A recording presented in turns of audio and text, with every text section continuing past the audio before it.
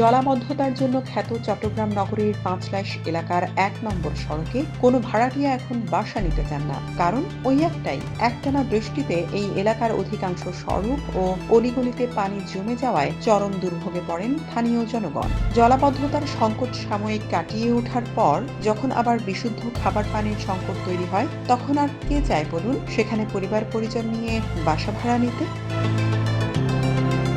পানি সংকট আর জলাবদ্ধতা, এই দুই সমস্যায় যেন নাকাল চট্টগ্রামের ১০ সংসদীয় আসন, ডবলমুরিং, পাহাড়তলী ও পাঁচলাইশ এলাকার বাসিন্দারা। এর সাথে নতুনভাবে এখন যুক্ত হয়েছে কিশোর গ্যাংয়ের ভয়। অধ্যক্ষ শামসুজ্জামান হালের মতো কাউন্সিলর আমি দেখিনি এখনো।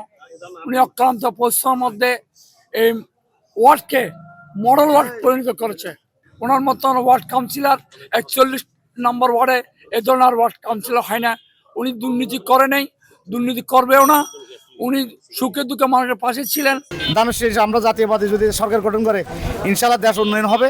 পাশাপাশি আমাদের এলাকায় যে আপনারা দেখতেছেন রাস্তাঘাটগুলো অনেক ভাঙাচোরা আছে, ইনশাআল্লাহ আগামীতে উনি নির্বাচিত হয়ে আসলে আমরা সবাই ওনার কাছে গিয়ে এই রাস্তাঘাট উন্নয়ন, এলাকার উন্নয়ন যাতে আমরা করতে পারি। এই আসনের ভোটাররা বলছেন মার্কা নয়, প্রার্থীর যোগ্যতা বিবেচনা করেই এবারের নির্বাচনে জনপ্রতিনিধি নির্ধারণ করবেন তারা সবাই।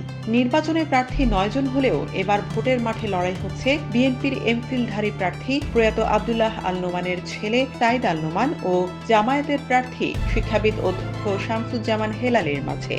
নির্বাচনে এই দুজন প্রথমবারের মতো সংসদ নির্বাচনে অংশ নিচ্ছেন। তবে নতুন হলেও তাদের ঝুলিতে রয়েছে মানুষের কাছাকাছি যাওয়ার বিস্তর অভিজ্ঞতা। সাইদ আল নোমানের বাবা প্রয়াত এমপি আব্দুল্লাহ আল নোমান ছিলেন বিএনপির টিকিটে জয়লাভ করা একাধিকবার সংসদ সদস্য। রাজনৈতিক পরিবারে জন্ম হওয়ার কারণে মানুষের সেবায় নিজেকে নিয়োজিত করার মন্ত্রটা তাই হয়তো নিজ পরিবার থেকেই পাওয়া সাইদ আল নোমানের।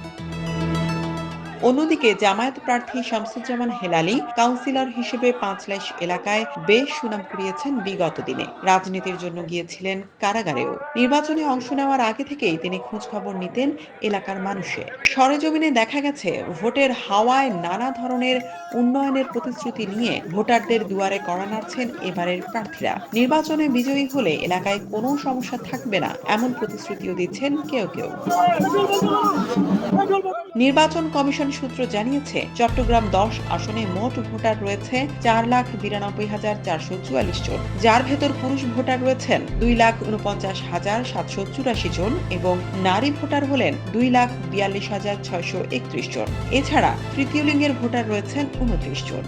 বাংলাদেশকে স্থায়ীভাবে দুর্নীতিমুক্ত করতে হলে আমাদেরকে দাঁড়িপাল্লায় ভোট দেওয়া ছাড়া কোনো বিকল্প নেই। কারণ অন্যান্য মার্কাগুলোকে আমরা ৫৪ বছর বারবার বিভিন্নভাবে দেখেছি, তারা দুর্নীতি তো বন্ধ করতে পারেইনি, বরং তারা দিন দিন দুর্নীতিকে আরো বৃদ্ধি করেছে। আধুনিক বাংলাদেশের, মানবিক বাংলাদেশের, গণতান্ত্রিক বাংলাদেশের, সমৃদ্ধশালী বাংলাদেশের স্বাস্থ্য সেবা নিয়ে, শিক্ষা নিয়ে তার যে উদ্যোগগুলো তিনি অলরেডি উচ্চারণ করছেন, সেগুলো যখন বাস্তবায়ন করতে পারবেন তখন, এবং মানুষ আমার মনে হয় সেটা বুঝতে পারছে, এবং সেই কারণে মানুষ তাকে প্রধানমন্ত্রী হিসেবে ধানের শীষকে জয়যুক্ত করে। নির্বাচনের আগে রাজনৈতিক প্রার্থীদের সমস্যা সমাধানের আশ্বাস শোনা যায়, কিন্তু নির্বাচনের পর অনেক সময় সেই আশ্বাস বাস্তবায়নের গতি কমে যায়। বেশিরভাগ সময়ই জয় পরাজয় যাই হোক, নির্বাচিত সংসদ সদস্য যেন প্রতিশ্রুতিকে দায়িত্ব হিসেবে নেন, এমনটাই প্রত্যাশা চট্টগ্রাম ১০ আসনের ভোটারদের।